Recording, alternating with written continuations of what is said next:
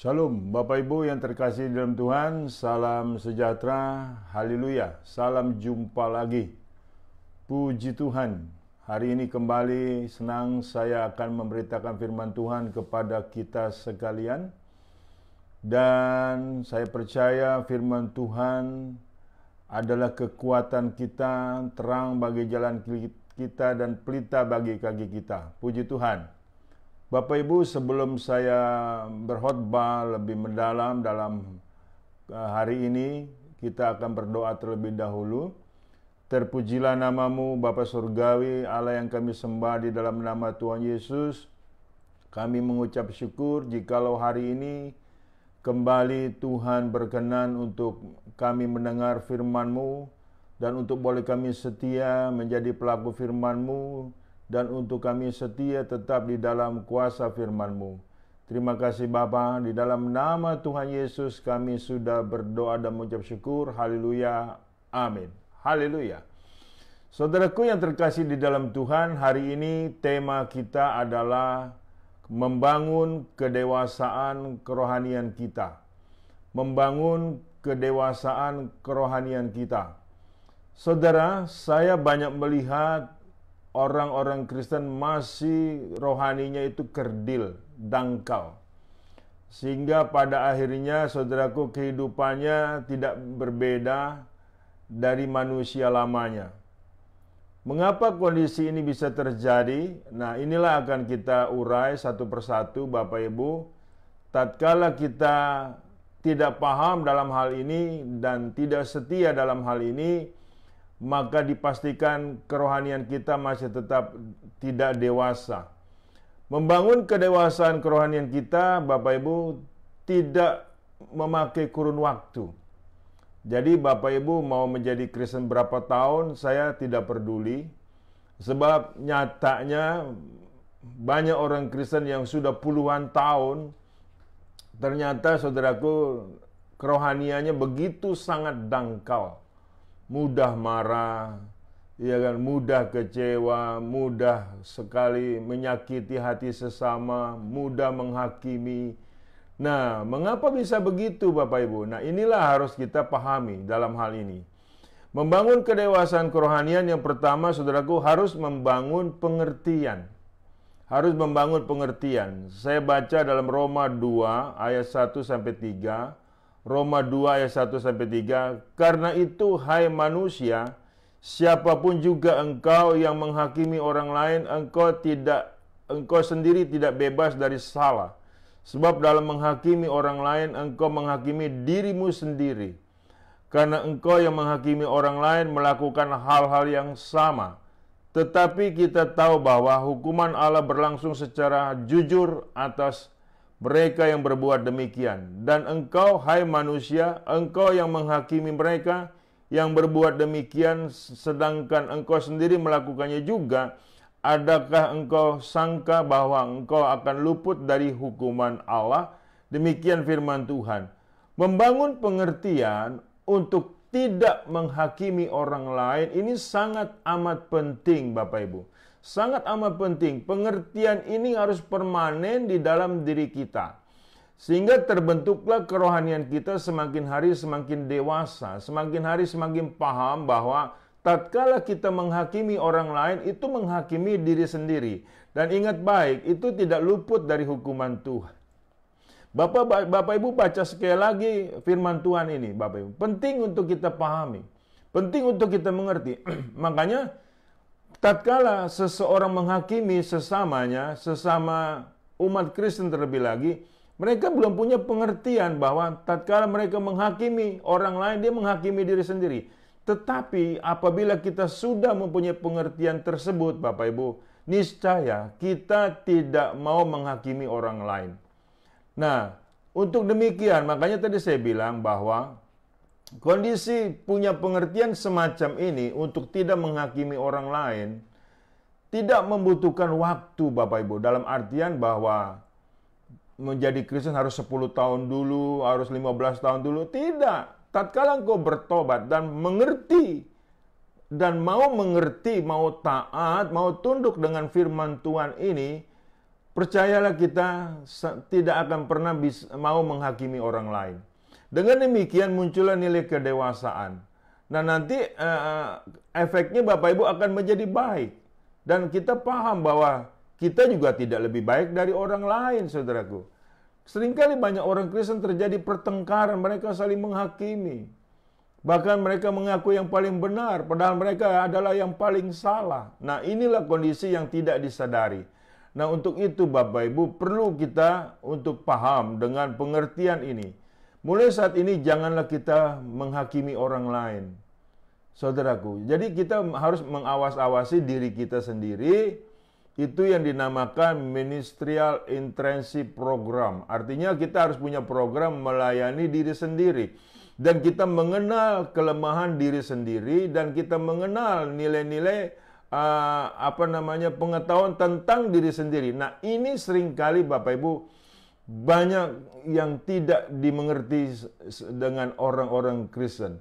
Yang pada akhirnya dia menjadi penghakim. Nah, sesungguhnya kita tidak pernah luput dari hukuman Tuhan. Jangan menyangka tatkala kita menghakimi orang lain, kita akan luput dari penghakiman Tuhan. Tidak demikian kondisinya Bapak Ibu. Makanya dikatakan di ayat 3, dan engkau hai manusia, engkau yang menghakimi mereka yang berbuat demikian, sedangkan engkau sendiri melakukannya juga. Adakah engkau sangka bahwa engkau akan luput dari hukuman Allah? Ini penting, walaupun kita sudah di dalam anugerah Tuhan, kalau kerjaan kita untuk menghakimi sesama kita tidak luput dari hukuman Allah, Bapak Ibu. Jangan kita salah tafsir. Jangan kita menyimpang dari kebenaran firman Tuhan ini. Jadi tanamkan di dalam diri kita untuk mengerti bahwa kita tidak boleh menghakimi orang lain. Tatkala kita menghakimi orang lain, kita akan menghakimi diri kita sendiri. Jadi tatkala kita menghakimi orang lain, baju yang kita untuk menghakimi orang lain akan dikenakan kepada diri sendiri. Itu namanya tabur tuai. Nah, perlu Bapak Ibu waspada di situ dan perlu untuk menghindar dalam hal demikian. Janganlah kita menghakimi orang lain. Amin, Bapak Ibu. Harusnya ada amin. Supaya kita memahami ini kondisi hidup ini. Bahwa kita tidak lebih baik dari orang lain. Sehingga kita menyadari. Dan akhirnya kita harus lebih baik dari orang lain. Jadi kita hanya mengurus diri sendiri. Tatkala kita mengurus diri sendiri dan diri kita terurus Bapak Ibu, otomatis buah-buahnya terlihat. Terlihat oleh orang lain. Dan membawa dampak yang positif, membawa dampak yang sangat luar biasa, dan akhirnya mereka juga turut mempermuliakan Tuhan. Dan bukan tidak mungkin mereka akan menyelidik kepercayaannya apa.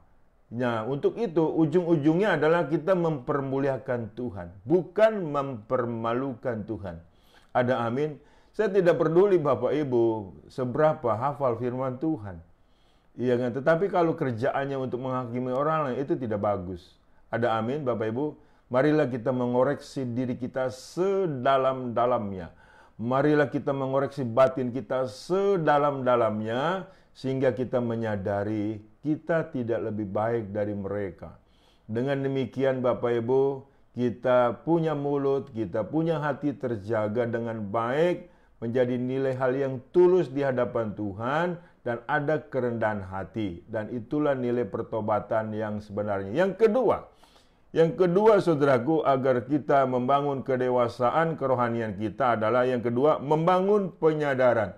Membangun penyadaran. Roma 12 ayat 15 sampai 17. Roma 12 ayat 15. Bersukacitalah dengan orang yang bersukacita.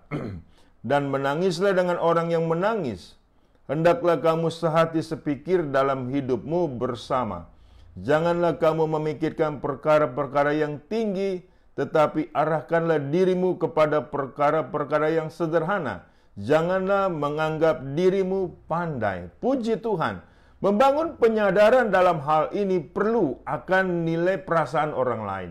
Membangun nilai perasaan orang lain ini penting Bapak Ibu, dan disitulah nilai kita masih normal, bukan abnormal. Artinya, tatkala orang lain bersedih, kita juga turut bersedih. Tatkala orang lain bersuka cita, kita turut juga bersuka cita. Jadi penyadaran ini penting Bapak Ibu. Banyak orang Kristen tidak melakukan nilai kesadaran ini. Sehingga padanya senangnya adalah membuat orang menderita. Senangnya membuat orang menangis. Sementara dia tertawa terbahak-bahak. Kenapa demikian? Karena itu jiwa penganiaya. Jiwa pembunuh. Jiwa yang kejam. Jiwa yang sadis. Kalau kita tidak memiliki penyadaran akan perasaan orang lain, niscaya kita tidak ada kepekaan. Kalau kita tidak ada kepekaan dalam hal ini, lambat laun kita akan menjadi zombie. Paham zombie? Dulu ada film zombie, mayat hidup, tidak punya perasaan. Iya kan? Kesenangannya menyakiti hati orang lain. Kesenangannya adalah melukai hati orang lain. Ini kita tidak boleh lakukan. Sadarlah dalam hal ini Bapak Ibu. Kita harus menyadari Bapak Ibu. Makanya dalam hal ini, tatkala kita menyakiti orang lain, kita tidak enak Bapak Ibu. Sehingga kita menyadari, kita harus tetap punya kasih. Harus tetap mempunyai nilai kasih Tuhan, kasih agape. Yang mana tatkala kita menyakiti orang lain, kita menyakiti diri sendiri. Kita harus sadar, sesadar-sadarnya. Jangan sampai alam sadar kita itu lemah dan dikuasai alam bawah sadar sehingga kita menjadi orang-orang yang sadis. Ini penting Bapak Ibu, sebab dunia ini semakin jahat. Semakin mudah orang menyakiti hati sesamanya. Apalagi perilaku ini banyak terjadi di kalangan orang Kristen. Sungguh amat memalukan sehingga Tuhannya yang penuh damai, Tuhannya Raja Damai sudah tidak nampak di situ. Dan dinyatakan orang tersebut tidak beriman di situ Bapak Ibu. Allah yang penuh kasih dan tidak ada dalam orang tersebut. Sehingga orang tersebut ya kan kondisinya masuk di dalam perangkap-perangkap nilai-nilai kekejaman. Mulai saat ini berhentilah menyakiti hati orang lain. Mengertilah akan perasaan orang lain. Bersedihlah dengan orang yang bersedih. Bersukacitalah dengan orang yang bersukacita. Kalau kita masih dianggap normal sebagai rohaninya dewasa Bapak Ibu. Jadi kita harus memiliki nilai perasaan itu. Kita menyadari. Kemudian Matius 7, 12-14. Segala sesuatu yang kamu kehendaki supaya orang berbuat kepadamu, perbuatlah demikian juga kepada mereka. Itulah isi seluruh hukum Taurat dan kitab para nabi. Masuklah melalui pintu yang sesak itu, karena lebarlah pintu dan luaslah jalan yang menuju kepada kebinasaan, dan banyak orang yang masuk melaluinya. Karena sesaklah pintu dan sempitlah jalan yang menuju kepada kehidupan, dan sedikit orang yang mendapatinya. Luar biasa.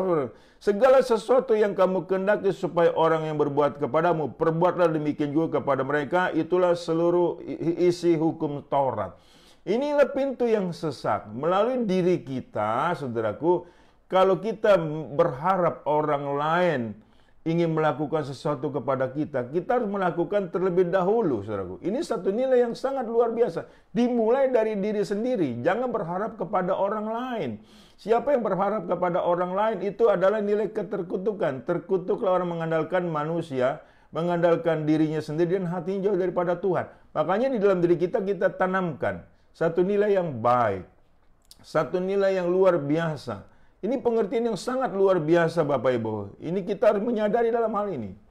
Banyak orang, istilahnya saudaraku, dia mau mencubit orang, dia tidak mau dicubit. Kalau engkau mau cubit orang, rasakan dulu dirimu tatkala dicubit. Coba cubit dirimu sendiri, sakit atau tidak. Kalau sakit, kita harus sadar, kita juga cubit orang lain itu sakit Bapak Ibu. Nah, penyadaran ini sangat penting, harus permanen di kepala, pikiran, hati kita. Kalau tidak demikian Bapak Ibu, kita bahaya. Kesadaran kita sedang tertidur.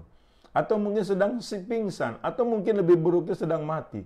Tatkala kesadaran kita mati Bapak Ibu, ya kan, lagi-lagi saya mengatakan kita akan menjadi orang kejam. Kita sering pukul orang lain. Kalau engkau tidak mau dipukul, jangan pukul orang lain. Ini hukum tabur tuai Bapak Ibu. Satu nilai yang Bapak Ibu perlu camkan baik-baik di dalam diri kita. Penyadaran akan hukum Taurat ini sangat penting di dalam kasih karunia, di dalam anugerah Tuhan. Jadi mulai saat ini memilikilah kepekaan, kesadaran bahwa kita tidak mau menyakiti hati orang lain. Kita maunya menyenangkan hati orang lain. Sebab itu pun yang kita harapkan dari orang lain. Jadi dengan demikian ada satu nilai yang luar biasa. Jadi ada satu nilai pengertian yang sangat dewasa dalam kerohanian kita. Jadi saudaraku, kalau orang lain berbuat jahat, tatkala kita berbuat baik, itu urusan Tuhan. Kita percaya akan penghakiman Tuhan, Bapak Ibu. Tetapi kita tidak boleh menghakimi orang lain. Amin. Kita beranjak yang selanjutnya. Ke yang ketiga. Membangun penyesuaian. Ketiga, untuk membangun kedewasaan kerohanian kita dalam membangun penyesuaian. Galatia 2 ayat 20-21. Namun aku hidup, tetapi bukan lagi aku sendiri yang hidup, melainkan Kristus yang hidup di dalam aku. Dan hidupku yang kuhidupi sekarang di dalam daging adalah hidup oleh iman dalam Anak Allah yang telah mengasihi aku dan menyerahkan dirinya untuk aku. Aku tidak menolak kasih karunia Allah, sebab sekiranya ada kebenaran oleh hukum Taurat, maka sia-sialah kematian Kristus. Nah, banyak orang Kristen hidupnya tidak bisa dan tidak mampu menyesuaikan dengan manusia barunya. Kalau dikatakan bertobat, ya mereka mengaku, aku sudah bertobat. Dan pertobatan itu dinyatakan lebih mendalam lagi tidak paham. Dan dinyatakan kalau dibilang orang Kristen, dia ngaku orang Kristen. Kalau dinyatakan mereka mengaku mereka lahir baru, mereka adalah lahir baru. Tetapi mereka nggak bisa menyesuaikan dirinya bahwa mereka bukan manusia lama lagi. Mereka sudah menjadi manusia baru. Makanya kata Paulus, namun aku hidup tetapi bukan lagi aku sendiri yang hidup, melainkan Kristus yang hidup di dalam aku. Ini banyak orang Kristen tidak mampu menyesuaikan hidupnya seperti itu. Sehingga pada akhirnya, saudaraku, yang keluar sifat lama. Yang keluar barang lama. Yang keluar, saudaraku, nilai-nilai yang lama, yang buruk, yang berdosa, yang jahat, yang licik, yang najis. Nah, kalau Anda dan kita tidak bisa menyesuaikan dengan manusia baru kita, bahaya, saudaraku. Sangat berbahaya. Seperti babi kembali kepada kubangannya, seperti anjing kembali memakan muntahnya. Nah, kita ini bukan hidupku, bukan aku lagi, tapi Kristus di dalamku. Sesuaikanlah hidupmu dengan kondisi seperti itu. Sehingga kita tatkala mau seperti dulu, kita menyadari dalam hal ini. Tidak bisa ini. Saya bukan orang yang seperti dulu jahat. Saya bukan seperti orang yang dulu saya najis. Saya sudah lahir baru. Saya sudah menjadi manusia baru. Yang lama sudah berlalu, yang baru sudah datang. Itu sudah melekat atas diri saya. Dengan demikian, penyesuaian ini sudah membuat kita hidup tidak menyimpang ke kiri maupun ke kanan. Ingat baik Bapak Ibu. Bapak Ibu yang terkasih di dalam Tuhan, Anda bukan manusia lama lagi.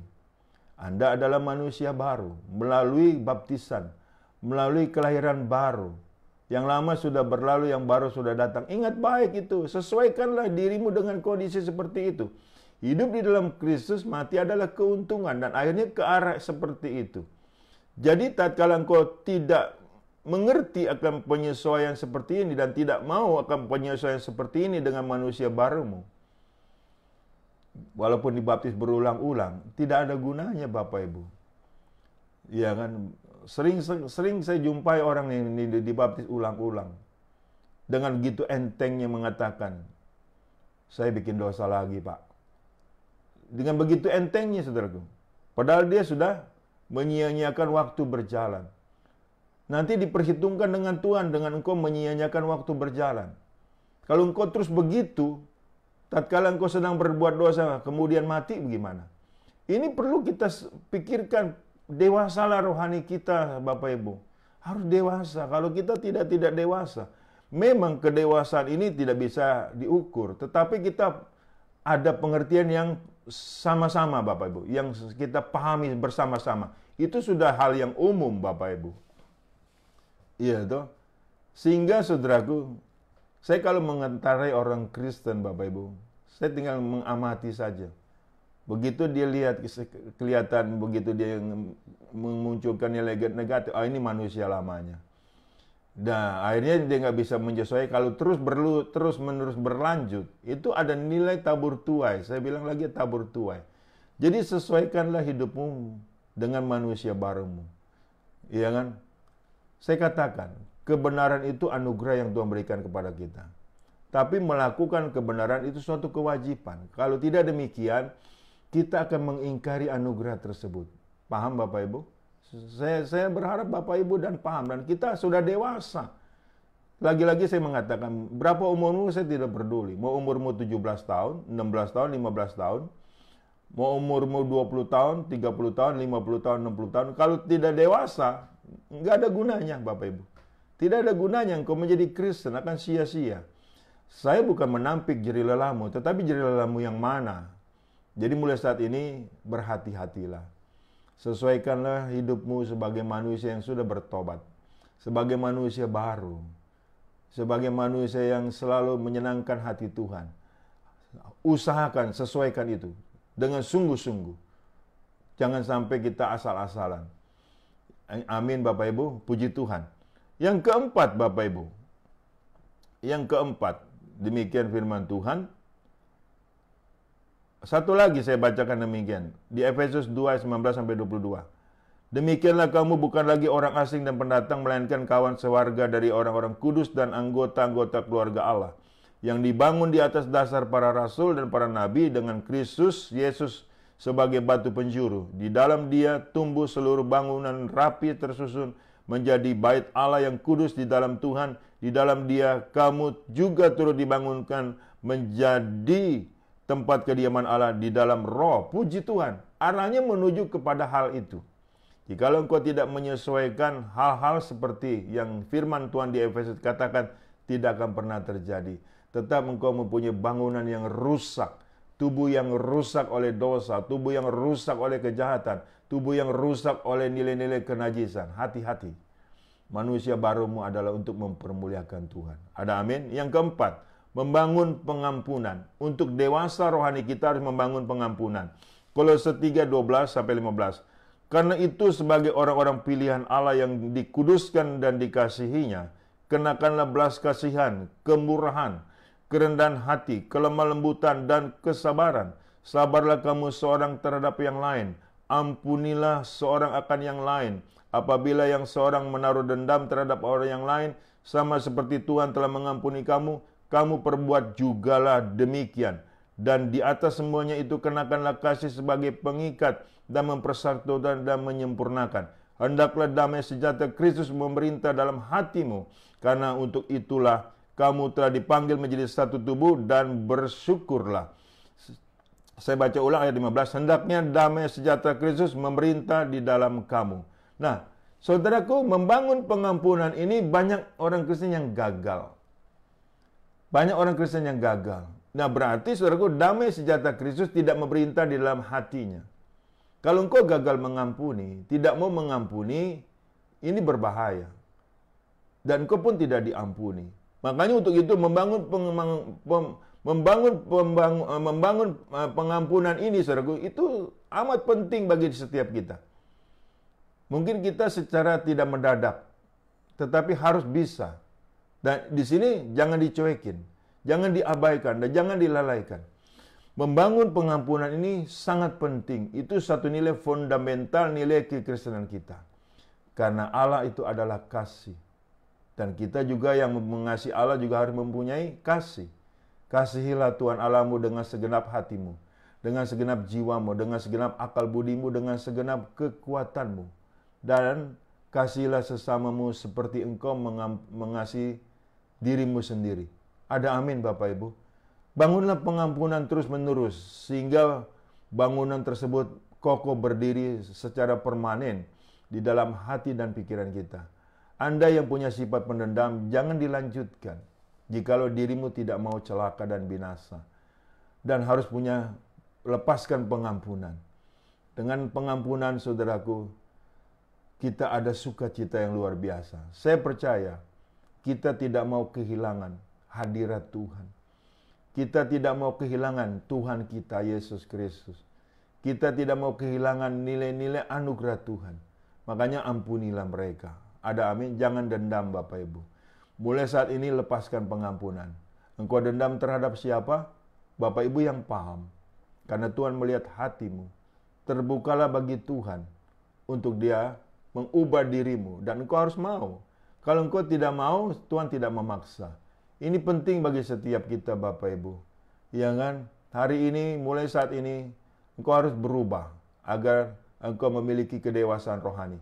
melepaskan pengampunan bagi orang lain, sehingga engkau terlepas daripada dosa dan daripada dendam. Hati yang gembira adalah obat, hati yang susah keringkan tulang. Ada amin Bapak Ibu?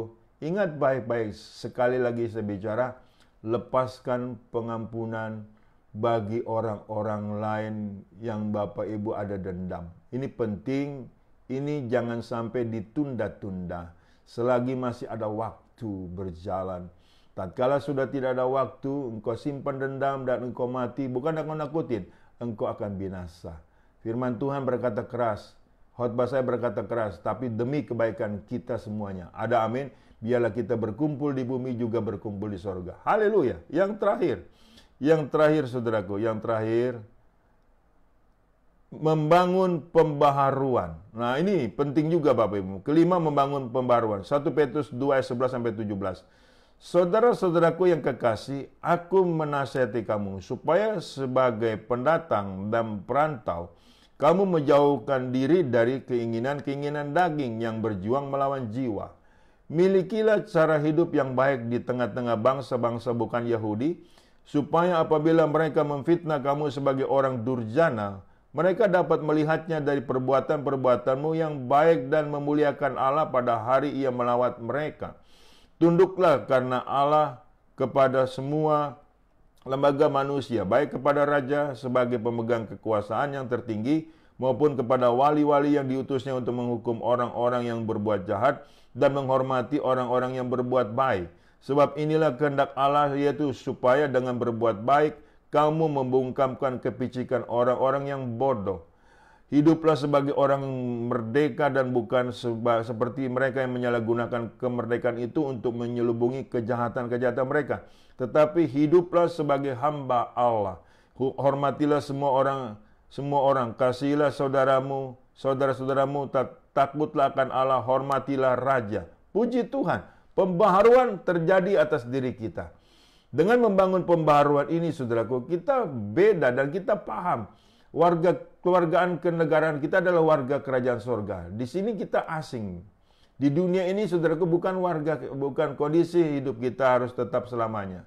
Jadi di sini, saudaraku, kita harus bisa mengadakan satu nilai pembaharuan dalam hidup kita. Kita bukan yang dulu lagi. Dulu kita mudah sekali nyemplung di dalam dosa, terpengaruh di dalam dosa, pengaruh di dalam kejahatan, terpengaruh di dalam pemberontakan. Sekarang tidak lagi boleh seperti itu. Harus memperbarui diri kita. Dari diri kita sendirilah kita adalah manusia baru.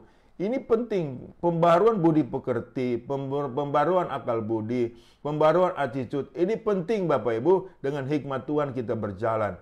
Ya saudaraku, dengan hikmat Tuhan kita melakukan segala sesuatu perkara. Dengan hikmat Tuhan kita disertai Tuhan, saudaraku. Itu nilai pembaharuan budi pekerti kita. Ada satu nilai yang dewasa di dalam diri kita. Kita tidak sama dengan yang dulu. Dulu tatkala orang menyakiti, kita mudah membalas. Sekarang tatkala kita disakiti, kita mudah mendoakan. Haleluya. Ada amin. Di situ nilai tantangan kita. Di situ nilai pergumulan kita, Bapak Ibu. Ya ingat baik, ada pembaharuan budi pekerti di dalam diri kita.